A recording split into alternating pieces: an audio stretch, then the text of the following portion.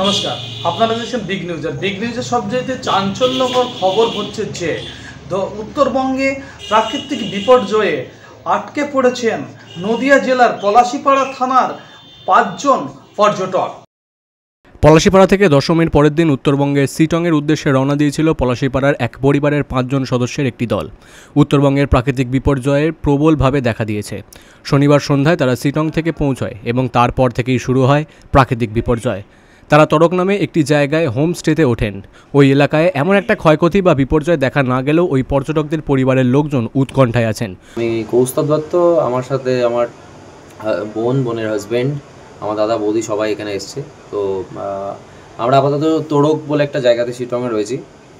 আর আমাদের এখনও অবধি আমরা যেখানে আছি সেখানে এখনও সেফ আছি। আমাদের কোনো সমস্যার এখনও সম্মুখীন হইনি। তবে আমাদের আগামীকালকে বেরোনোর কথা আছে এখান থেকে। তো আমরা দেখি, এখন আমরা চারিদিকে খোঁজ নেওয়ার চেষ্টা করছি, বা এখানে হোমস্টেতে আমরা রয়েছি, সেই হোমস্টেতেই আমরা খোঁজ নেওয়ার চেষ্টা করছি যে যেভাবে হোক আমরা ভালো একটা রোড বা যেদিক থেকে সেফ মনে হবে আমরা সেদিক থেকে বেরোনোর চেষ্টা করব।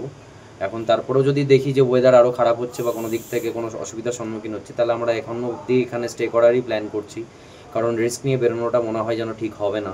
আর যারা আমাদের অনেক চেনা জানা মানুষজন নর্থ বেঙ্গলে আছে, তো তাদের জন্য আমি এটাই বলবো কি রিস্ক নিয়ে না বেরোতে।